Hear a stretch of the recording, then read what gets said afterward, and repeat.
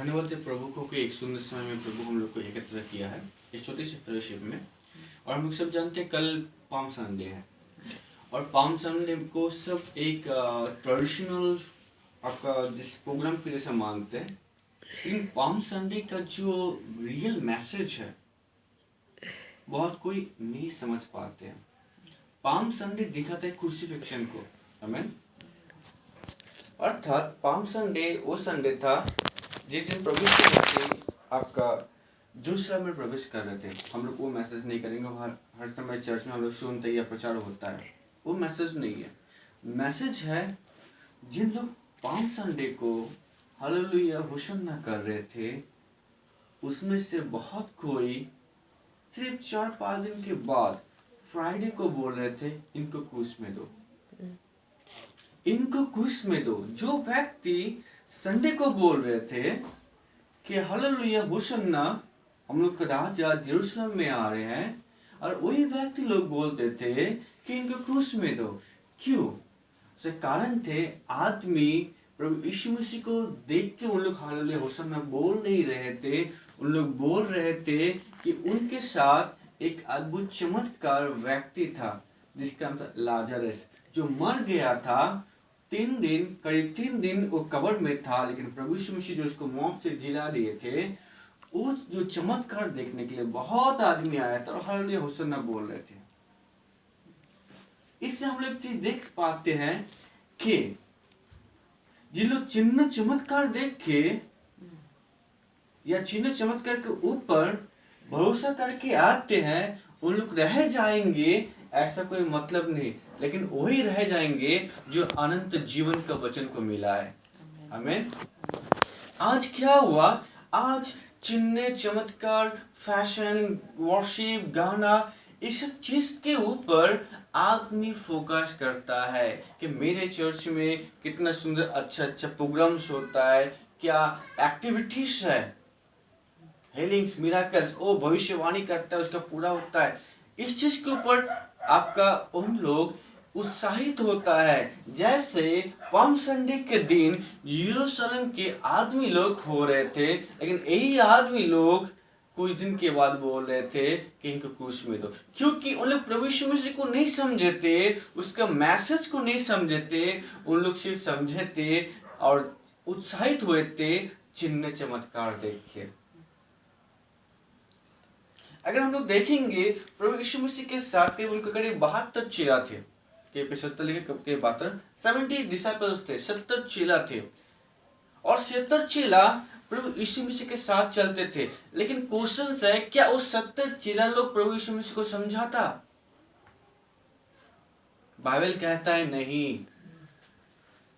मतलब क्या? कोई अगर प्रभु यीशु मसीह को विश्वास करता है, इसका मतलब ये नहीं कि वो प्रभु यीशु मसीह का रिवलेशन, प्रकाशन पाया है।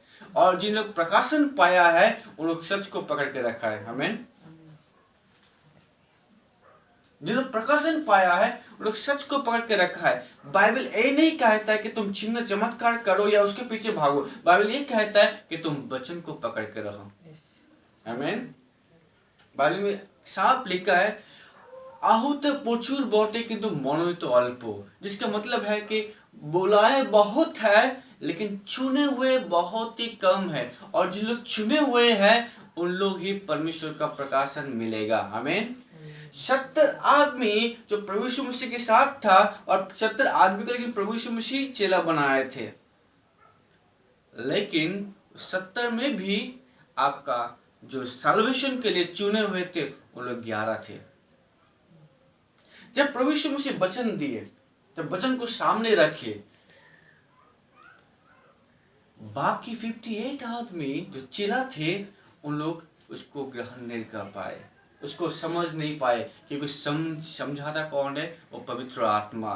बुक ऑफ जॉन चैप्टर 6 में लिखा है कि जब पवित्र आत्मा आएगा तुम लोग को सत्य में लेके जाएगा। सत्य मतलब 100% ट्रूथ, और सत्य एक होता है, सत्य बहुत सारा नहीं होता है।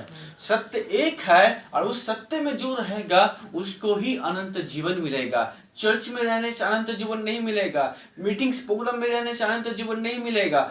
अनंत जीवन मिलेगा जब आप वचन में रहेंगे। मत्ती उसके 7:21 में लिखा है कि अंतिम समय में ऐसा बहुत सारा आदमी आएंगे और बोलेंगे, हे प्रभु, क्या आपके नाम में हम लोग भूतों को नहीं हटाए, हम लोग क्या भविष्यवाणी नहीं किए, हम लोग क्या अद्भुत अद्भुत काम नहीं किए? तब प्रभु यीशु मसीह बोलेंगे, मैं तुम लोग को नहीं जानता, क्योंकि तुम लोग वचन को नहीं माने हो। क्योंकि जो वचन को मानता है उसके अंदर में ही अनंत जीवन है। अगर हम लोग देखेंगे यूहन्ना उसका चैप्टर 6 उसका 52 से हम लोग देखेंगे, मैं पूरा नहीं पढ़ूंगा, पूरा पढ़ने में बहुत समय लग जाएगा। तो क्या लिखा है कि प्रभु यीशु मसीह वो एक मैसेज दिए कि जो मेरा देह और रक्त को नहीं पिएगा वो अनंत जीवन नहीं पाएगा।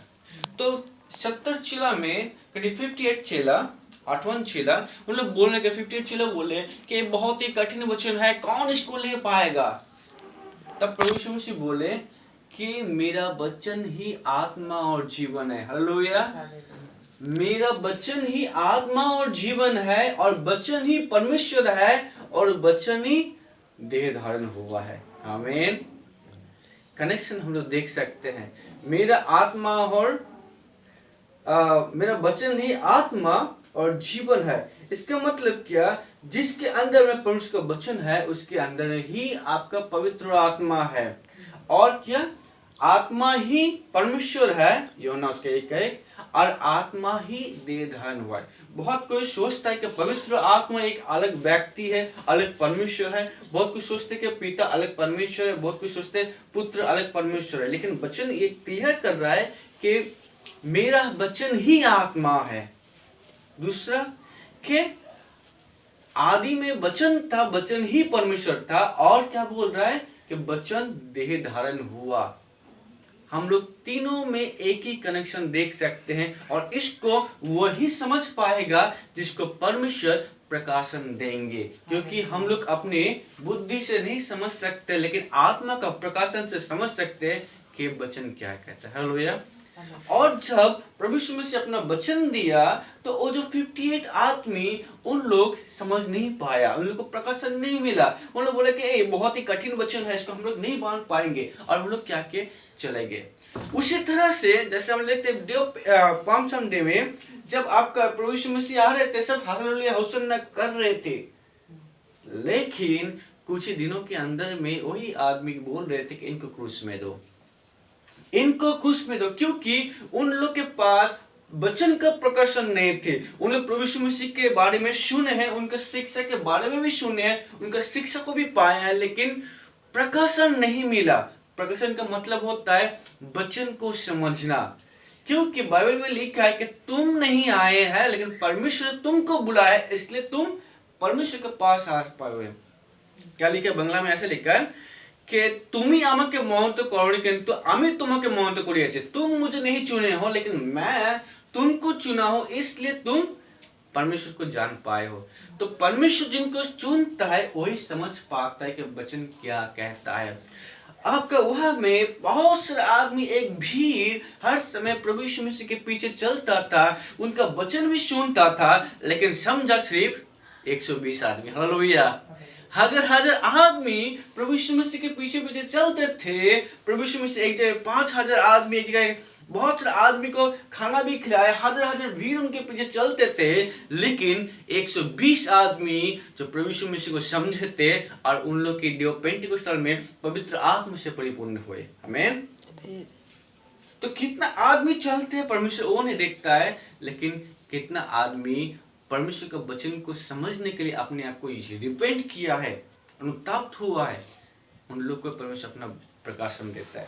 बहुत समय बहुत आदमी अपना ईगो को पकड़ के रखता है कि मैं गलत नहीं हूं। मैं कहता हूं मैं गलत हूं, वचन सही है, इसलिए मुझे वचन को लेके अपने आप को ठीक करना है। इसलिए तो बाइबल दिया गया है, इसलिए बाइबल दिया गया है ताकि हम लोग अपने आप को ठीक कर पाए। ये तो इंपॉर्टेंस है कि परमेश्वर हम लोग के जीवन में क्या चाहता है, वो वचन में दिया गया है। और जब वचन आया तो 58 चेला, जिन लोग प्रभु यीशु मसीह के साथ हर समय उठते थे, बैठते थे, खाते थे, सोते थे, सब कुछ करते थे, लेकिन आपका अनंत जीवन के लिए, परमेश्वर का मिनिस्ट्री करने के लिए सिर्फ 11 आदमी चुने हुए थे। तो 58 बोले कि बहुत ही कठिन वचन है, इसको कौन ले सकता है, हम लोग ले नहीं पाएंगे। और उन लोग क्या किए, प्रभु यीशु मसीह को छोड़ के चले गए। अभी देखिए प्रभु यीशु मसीह क्या बोला, उन लोग को रोक सकते थे, प्रभु यीशु मसीह उन लोग को एक बार भी रोकने का कोशिश नहीं किए, उल्टा बाकी 12 आदमी लोग को बोले, क्या तुम लोग भी जाना चाहते हो, क्या तुम लोग भी जाना चाहते हो। अभी बहुत सारे देखते कि बहुत कोई अपने चर्च के विश्वासी को पकड़ के रखने के लिए उन लोग का गलती को सही बोलता है, या उनका गलती को गलती नहीं बोलता है। आप कुछ भी कीजिए लेकिन संडे को चर्च आइए, कुछ भी कीजिए लेकिन संडे को चर्च आइए। इन लोग परमेश्वर का सेवा नहीं करते हैं। परमेश्वर का सेवा उन लोग करते हैं जिन लोग वचन के लिए, अगर उसका चर्च भी फका हो जाए, खाली हो जाए, तो वो डरेगा नहीं, आप जाइए, एक बार भी रोकने का कोशिश नहीं करेगा। उन लोग ही वचन का सेवा करता है। आमीन, आमीन। प्रभु यीशु मसीह एक समय के लिए भी उन लोग को रोकने का कोशिश नहीं किए कि तुम लोग क्यों जा रहे हो, तुम लोग रुक जाओ, ठीक है कोई बात नहीं, मैं तुम लोग को समझाता हूँ। नहीं, प्रभु यीशु मसीह बोले तुम लोग जाना चाहते हो चले जाओ, एक बार भी रोकना नहीं चाहे। उल्टा बाकी जो 12 आदमी लोग थे उन लोग को भी बोला कि आप लोग भी जाना चाहते हैं। अभी क्या हो गया कि विश्वासी कुछ भी करे कोई बात नहीं, लेकिन अगर हर संडे को आए और दान दशमांश अगर ठीक से दे, भेंट ठीक से दे, तो आप कुछ भी कीजिए, कोई प्रॉब्लम नहीं है। ऐसा मिनिस्ट्री परमेश्वर का मिनिस्ट्री नहीं है। आज दुख के साथ बोलना पड़ता है, आज चर्च में लड़का लड़का लड़के लड़की शादी होता है और चर्च बोल रहा है लव इज लव, वो लड़का लड़का और लड़के लड़की जो भी हो। आज चर्च में बाइबल के एगेंस्ट में शादी हो रहा है, आज चर्च में, चर्च के बाहर नहीं चर्च के अंदर में आपका बहुत सारा ऐसा चीज किया जा रहा है जो परमेश्वर के विरोध है, और परमेश्वर उसको चर्च नहीं कहता है। कलीसिया का मतलब होता है जहाँ पे 2 या 3 सत्य और आत्मा में परमेश्वर का सेवा करता है। एक परमेश्वर का व्यक्ति है कि अगर आप जाना चाहते हैं चले जाइए, लेकिन चर्च का सब कुछ होगा वो वचन के अनुसार। आमीन। परमेश्वर अच्छा म्यूजिक होने से खुश नहीं होते हैं, अच्छा जोर जोर से प्रचार करने से खुश नहीं होता, अच्छा लाइटिंग होने से खुश नहीं होता, बड़ा चर्च होने से खुश नहीं होते। परमेश्वर खुश होते हैं जब हम लोग वचन में खड़े होते हैं। हालेलुया। जब वचन में हम लोग खड़े होते हैं तब परमेश्वर खुश होते हैं। और जब परमेश्वर पतरस को बोला कि पतरस क्या तुम भी जाना चाहते हो, पतरस बोला कि परमेश्वर मैं कहाँ पे जाऊंगा, अनंत जीवन का वचन तो आपके पास है। आमीन। पतरस बोला मैं कहाँ पे जाऊंगा, अनंत जीवन का वचन आपके पास है। वो कैसे बोल पाया, क्योंकि पतरस को परमेश्वर ने प्रकाशन दिया था और वो समझ गया था, बाय फेथ बाय रिवोल्यूशन वो समझ गया था कि प्रभु यीशु मसीह कौन है। इसलिए बोला कि अनंत जीवन तो प्रभु यीशु मसीह के पास है और उनका हर एक वचन ही अनंत जीवन है। और पतरस बाय रिवोल्यूशन समझ गया था कि आत्मा और जीवन ही परमेश्वर का वचन है। आमीन। और हम लोग देख सकते हैं उसी पतरस के द्वारा परमेश्वर अद्भुत अद्भुत काम किया है। हालेलुया। पाम संडे और गुड फ्राइडे सिर्फ 4-5-6 दिन के अंदर में डिफरेंट है, 5 दिन का डिफरेंट है। आदमी परिवर्तन हो गया। जिन लोग प्रभु यीशु मसीह का नाम कर रहे थे, हालेलुया होशाना प्रशंसा कर रहे थे, उन्हें सिर्फ 4-5 दिन के अंदर में बोलना शुरू किए कि उनको क्रूस में दो।